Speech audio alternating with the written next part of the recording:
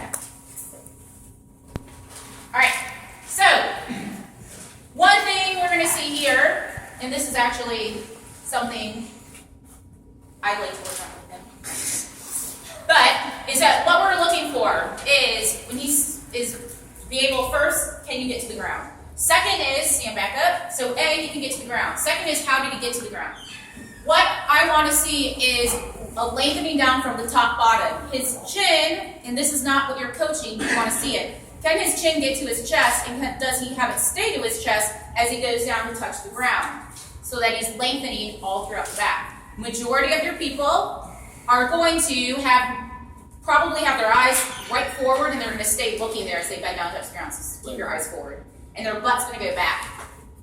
And this is how they think that they should get to the ground. That means that is their body's natural movement pattern of when someone says, get to the ground, this is what they do. They're doing it all day, every day. He has basically locked up and tightened up everything in his neck that something else down the road needs to overly stretch in order to get down to the ground. And it's going to usually be the low back. Okay? That fascial system that's coming down all the way to his big toes, actually, he's tightened it up here, something else is going to work.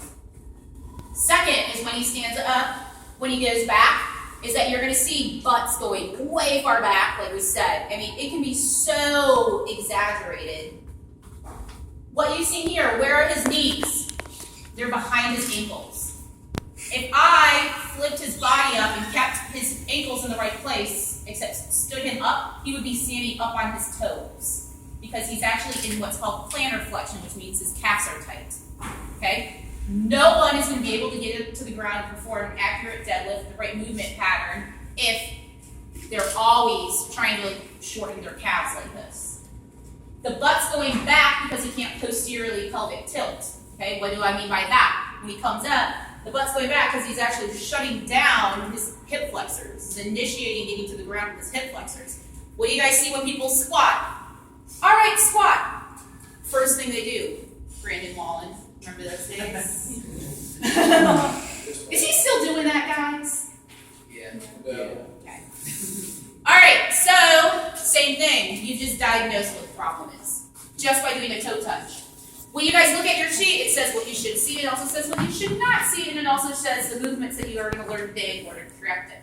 Cool fact, I don't know if you've heard her say it, but the biggest mobility issues in the deadlift is calves. Oh yeah, it's always calves. Totally. Same thing. Yeah. What we didn't say when we were sort of into here is if you want to stretch something like for functional movement, meaning I'm pulling from the ground and pressing the left, stretch the calves, mobilize the thoracic spine, and I'll be happy if that's the only two things you do. Yes, Scott? So stretch the calf, what about mobilize the skeletal joint? How does that come into your equation? Well, most people can't really do it by themselves. But yes, the talocrude joint's going to be in there.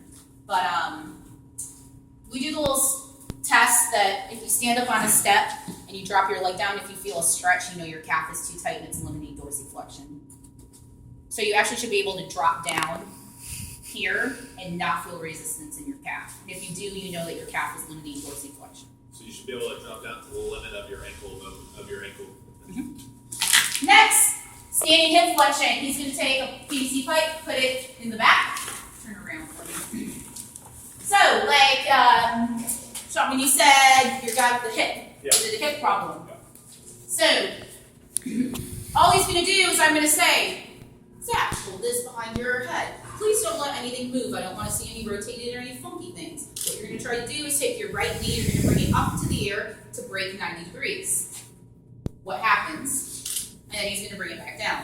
And then do it on the other side. Break 90 degrees, stand in balance, and come back down. What we're looking for here, if you look at your sheets, is that I want everything to be symmetrical. The bar is here as a visual for you to see what's happening. Okay, this is built off of Gray Cook's functional movement screen. We don't need fancy equipment. When he brings this leg up, what I'm looking for is a stable line here. What is that stable line? It's part of that performance sling line. Okay? And if he collapses, so collapse and let your butt sink out. Okay? If he bends his knees, he's not using his, he's like, what are you talking about? If he bends his knees, he's not using his glute anymore, he's using his hamstring. So that you know, in somebody like this, let's say, oh, hamstring, I always sprain my hamstring when we do those 400 meters. Oh my gosh. Well, there you go. You're using your hamstring, not using your glute. I've just figured it out. Because when he has to shift it and load one leg, he bends and goes to hamstring. Or you're going to see the pelvis shift out to the side, no, towards me. Yeah. Yeah. There you go. Even look. That lateral line is not moving, okay? So that means this glute med and this isn't working. That anterior line is not working. This adductor and his right obliques aren't working to control the trunk, because look at his trunk's all funky now. And guess what? Oh, you want to know why you have hip pain? Because you're jabbing all your body weight into the outside of your hip. And as he does this is called your quadratus lumborum. It's a muscle right in your side. He's using that to stabilize. Now you want to know why he has back pain. That's pretty easy to figure out. Okay, standing hip flexion. Prone hip flexion, he's going to lay on his stomach. When you're trying to figure out, really, like this one's really easy for like knee pain and back pain. He lays on the ground, I'm going to say, on my cue, take your right heel, bend it all the way back to try to touch your butt. And then I can come back down. And then he's going to do it on the other side. Bend. And come back out. What I'm looking for here, so don't do anything in your glute, you compensate. So when he bends, the wrong way would be bend your right leg.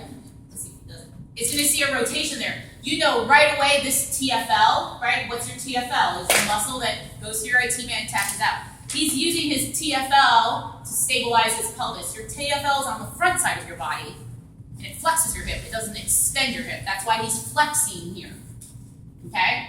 That's one thing. The other thing you can see, DJ's heard me talk about this movement a lot the past couple weeks, is an overextension of the back. So try to really arc your back up as you pull up. So you're going to see the back be the first thing that extends in order to do it. This tells me right here, when he does this movement, that he cannot posteriorly pelvic tilt his pelvis. Okay?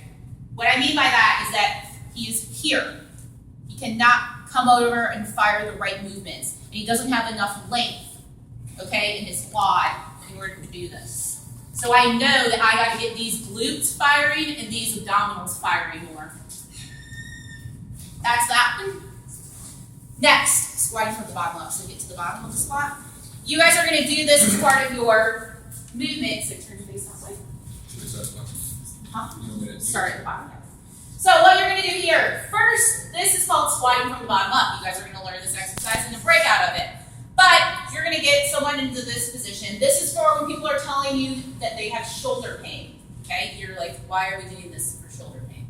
Because we're going to lock his whole lower body into a position, which most of you try to accomplish. If you cannot get here naturally, isn't that fun sitting here? Sorry. You're going to put weights underneath his heels to give him a little bit of a bias there. Then I'm going to ask him to take his right arm, rotate it up and towards me, spin this way. And as a coach, what you do is you stand, you put a PVC pipe right in line with his chest. See how much rotation does he have to the right? And then I'm going to say, how much rotation can you do to the left? So he's going to put this arm down and open up to the left. Okay, actually rotate your right, yeah. Hand up a little bit more. So which side can you go to better? That is